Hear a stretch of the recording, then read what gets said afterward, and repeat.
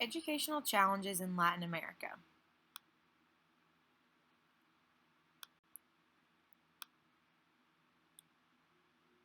Latin America consists of 20 countries and over 500 different languages. There are approximately 626,741,000 people. It covers 7,412,000 square miles. So just a little bit about quality education. To be able to understand what an educational challenge is, you really have to know what the definition of quality education is.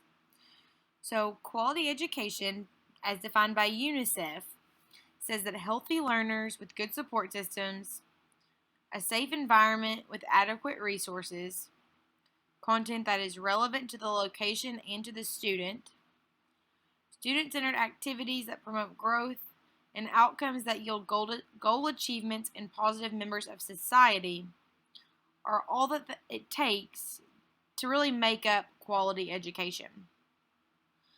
So some of these words might seem kind of different if you aren't an education major or aren't really around the education field a whole lot. So by adequate resources, it's not talking about the resources that we learn about when we talk about countries like forestry and mining and those types of like natural resources. It's talking about access to books, access to technology, access to like even public bathrooms in some of these cases. As far as content that's relevant to the location to the student, in these urban schools, they're not going to be teaching things about farming. They're going to be more likely to be teaching things about the industry and different types of businesses that are around them compared to an urban school, compared to a rural school, which would be talking more about the farm life and things that women can do at home. Student-centered activities that promote growth, that kind of explains itself. Student-centered activities are more hands-on activities that actually help the children learn rather than the teacher standing up and talking to them. And then outcomes that yield goal achievements. It's just saying that they want the students to perform very well on the tests that define the country as a whole. So a lot like our CATS testing, K-Prep testing, the ACT in some cases.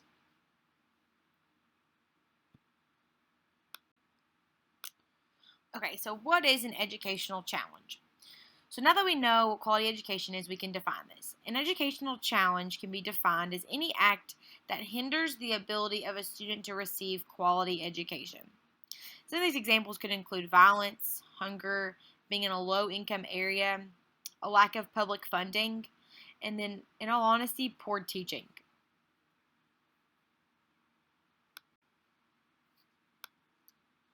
Schools in Latin America. So, schools in Latin America are underfunded and unequipped. There are a lot of schools in the United States that are underfunded, but nothing compares to these schools in Latin America. And then as far as unequipped goes, you can just look at the picture on the slide and see that, this is what a lot of these very rural schools look like. They're just enough to keep rain off of the students and to keep the sun from making them sweat to death. You can look on that back wall and see it's just cardboard trying to keep some of the air out. And then just a metal tin roof.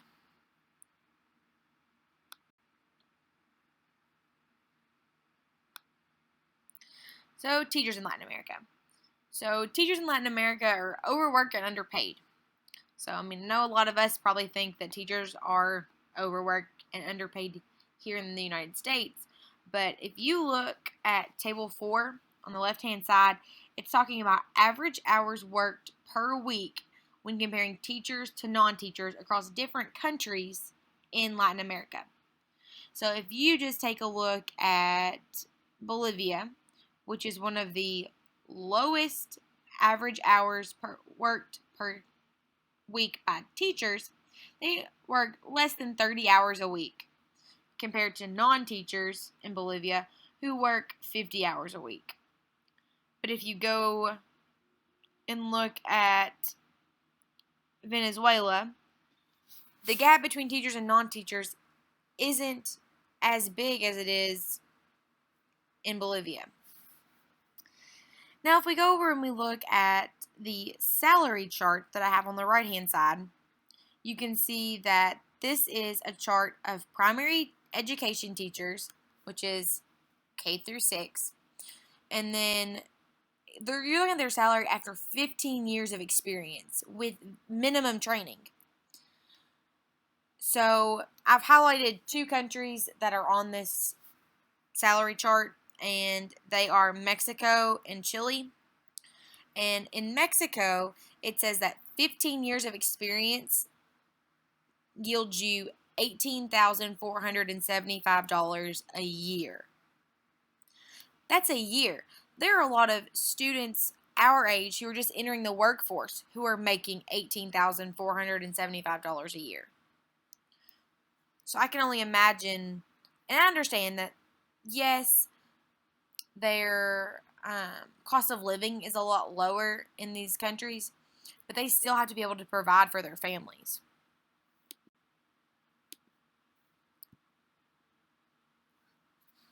So I found this quote, and it says, "Teachers affect eternity. No one can tell where their influence stops." Teachers in Latin America, there are no stipulations when it comes to hiring them. I found that in Brazil, 1/3 of teachers passed high school. 1/3 of the teachers passed high school. If they can't even pass high school, how are they allowed to teach students? And then in Mexico, 70% of teachers failed the national teacher exam. Here in the United States, we have to be certified, which we have to take an exam to do that. And if you don't pass it, you cannot teach. I mean, all you could do is sub. So Mexico and Brazil are allowing teachers that don't even have the necessary qualifications to teach their students.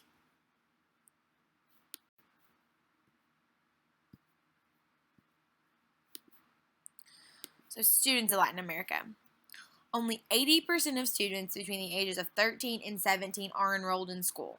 So you're looking at the ages of 7th, 8th grade through about the sophomore year of high school. So you're looking at these grades, only 80% of students in the entire Latin America are enrolled.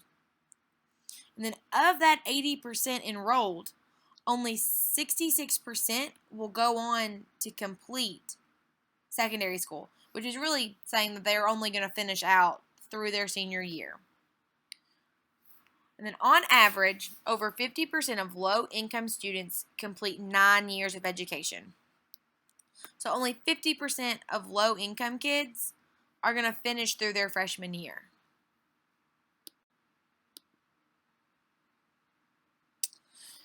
Roughly 1 in 3 households and 2 in 5 people live below the poverty line.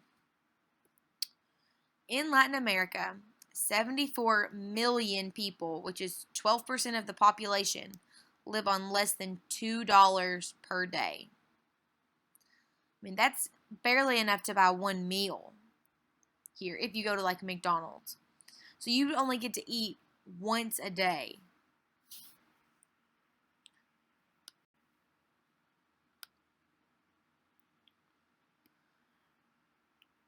So one of those stipulations for having a quality education was having healthy learners with good support systems. So 14% of adults 26 years of age and older cannot read or write at all. So if the parents of these students cannot read or write, how do we really expect the students to be able to have help on their homework and to be a little more motivated and get some extra support at home if their parents can't even help them? 29% of residents say that there were times in the past year when they didn't have enough money to buy food for their families. as an education major, I've been in some low-income schools where I have seen the effects of living in poverty and what it does to a student's ability to sit in the classroom. I mean, you'll have students who didn't have dinner the night before and they come into school and they haven't had breakfast either, and they're so hungry that they just can't even focus, and they're so tired that they can't sleep. So that kind of makes up for some of these students who aren't finishing through school because they can't.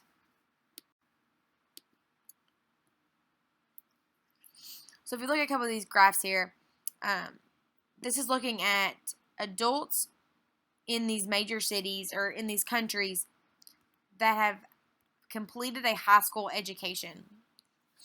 So compared to the United States, with 88% in 2006 and 89% in 2009, all of these from 2006 to 2009 had an increase, which is tremendous when you look at the overall.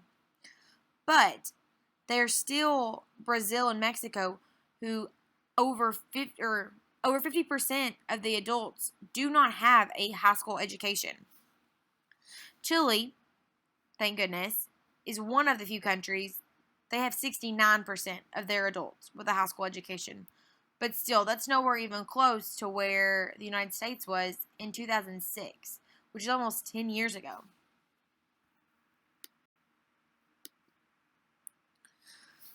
So about what I found when I was researching was the parents in these countries, because they were never forced or had to forego their entire education, they don't really look at education as being important at all. So if the parents are finding school pointless and they didn't finish school, and then the government doesn't mandate a student to attend school, the children aren't going to want to go, they're not going to be forced to go, and they're going to find other things to do.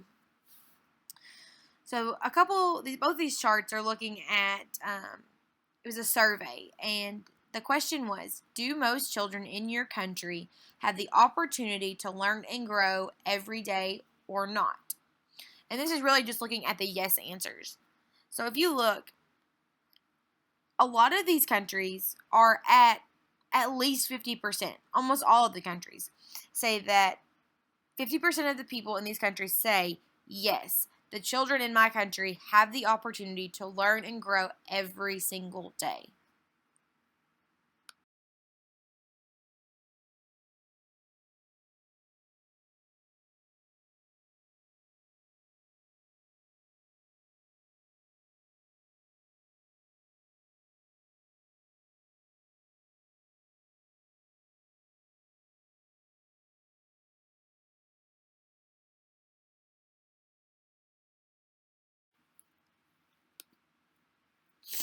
So here's some of the facts.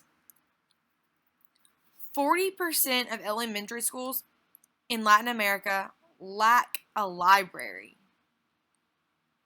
88% lack science labs. 63% lack a meeting space for teachers. 65% lack computer rooms. And 35% lack a gymnasium.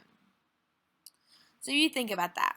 40% of elementary schools in Latin America do not have a library. I mean, if you just think about your own education and going through elementary school, I mean, a lot of the things you learned came from books, and you had a lot of your foundation came from reading.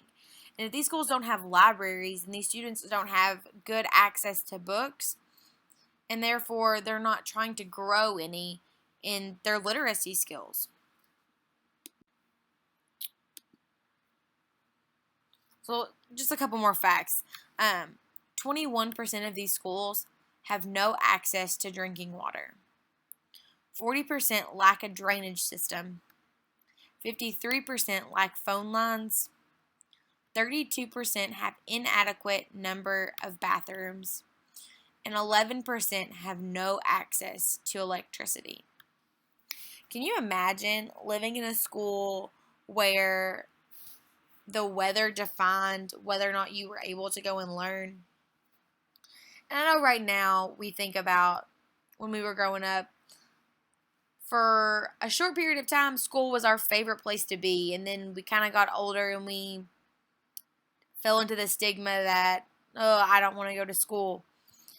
But a lot of these kids, it's an escape for them. And with 11% of schools in Latin America not having access to electricity, it really limits their ability to learn.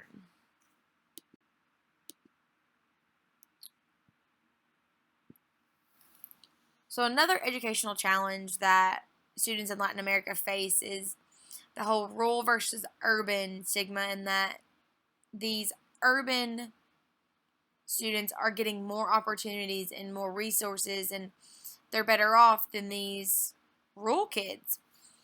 The gap between rural and urban schools in Latin America is enormous. Almost all private urban schools have access to drinking water, electricity, and a telephone. When you look at a rural school, 65% had drinking water, 80% electricity, and 17% a telephone. And that's a large gap. Even with electricity, that's 20 more percent of private schools or these urban schools that have electricity.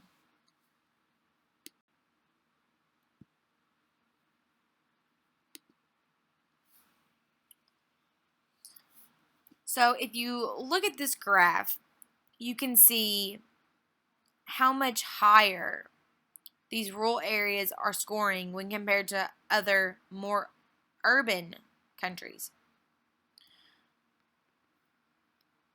So this is looking at fourth grade all across Latin America. So if you look at Venezuela, Ecuador, Peru, the Dominican Republic, all of those countries have scores lower than a 13 country average. So they are scoring below the average of just 13 random countries in Latin America. Now, if you look at the graph, it says that it was created in 1998. But across the board, scores have gone up. So regardless of now, all of these countries are still, or these bottom countries at least, Venezuela, Ecuador, Peru, Bolivia, Honduras, the Dominican Republic, they're all still scoring extremely below 13 country average.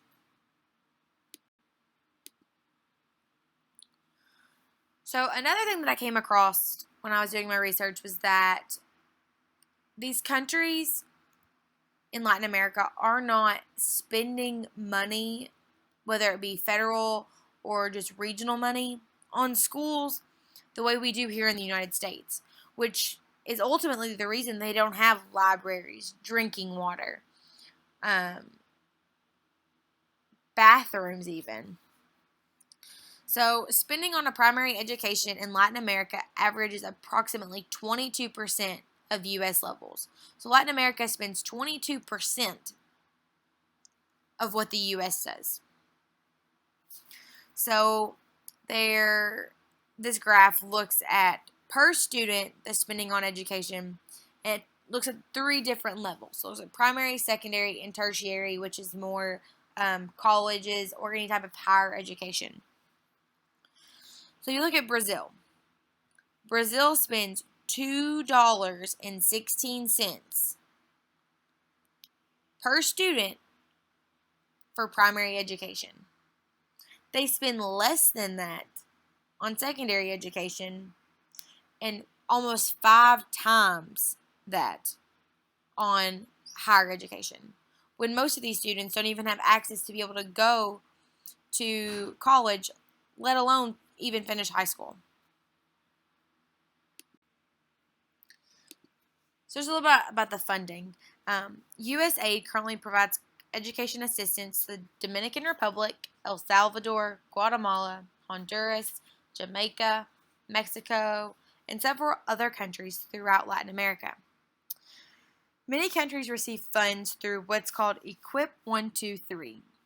There are 3 stages. Equip 1 talks about building education quality in the classroom, the school, and the community. EQUIP 2 is to improve educational systems and management. And EQUIP 3 is to serve the out-of-school youth.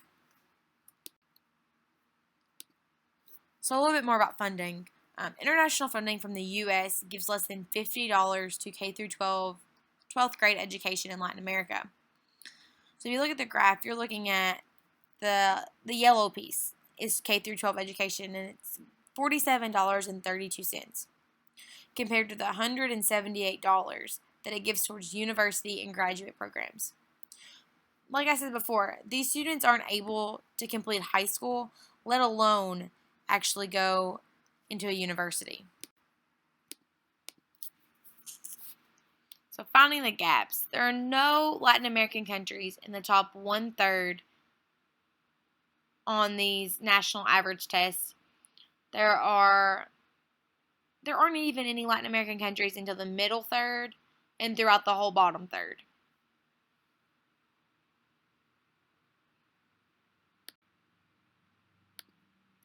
So what's the problem? Combined with all of the economic factors of the region, and the main educational challenge through Latin America is hands down the lack of qualified teachers.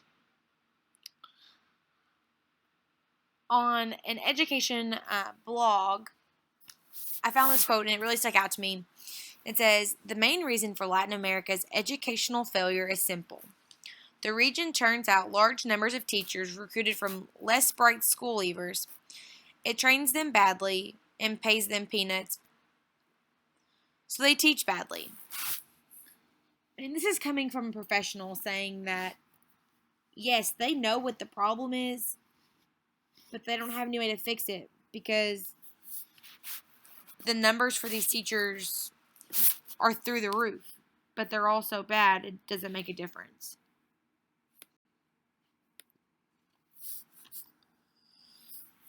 So a little bit more about the teachers. Teachers aren't spending the amount of time they need actually teaching the students. It's not just that, but a lot of these teachers lack fundamental skills that they should have learned, so they can't even teach them, and when they do teach them, they teach them wrong or very poorly. So if you look at the graph, it's looking at average time the teacher actually spends teaching, looking at off-task activities, and then their classroom management. So there's a recommended benchmark, and that recommended benchmark says that you're spending 82% actually teaching and about 18% on classroom management with no off-task activities. As you go down the graph, every one of those has some point of off-task activity and quite a bit higher on classroom management, meaning their students aren't doing what they should be doing and they're having to get on to them or make the class do some type of punishment that isn't really helping them learn anything. So how do we fix this problem? One of the biggest things that Latin America can do to help fix this problem is that these teachers need to be forced to pass their board exams and actually be certified teachers. If they don't know what they're teaching, they shouldn't be teaching it. And they need to be paid based on performance, not on rank. It doesn't matter if the teacher's been teaching for 30 years. And then if they're getting poor performance assessment grades, then they shouldn't be paid more than a third-year teacher who's turning out some of the best kids in all of Latin America. That's just not how it should work. And then teachers need to be given incentives for students meeting benchmarks on performance testing.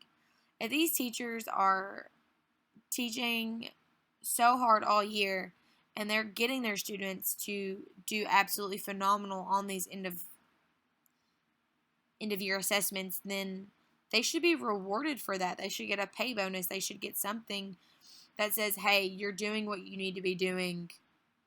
We see you doing that. Here's something for you. So, all in all, I think that these challenges in Latin America, they're not as big as we might think. A lot of them are things that can be fixed, but I think that they need to get somebody in their government who says, hey, there is something wrong with our school systems, and we are way below international rankings, and something has to happen.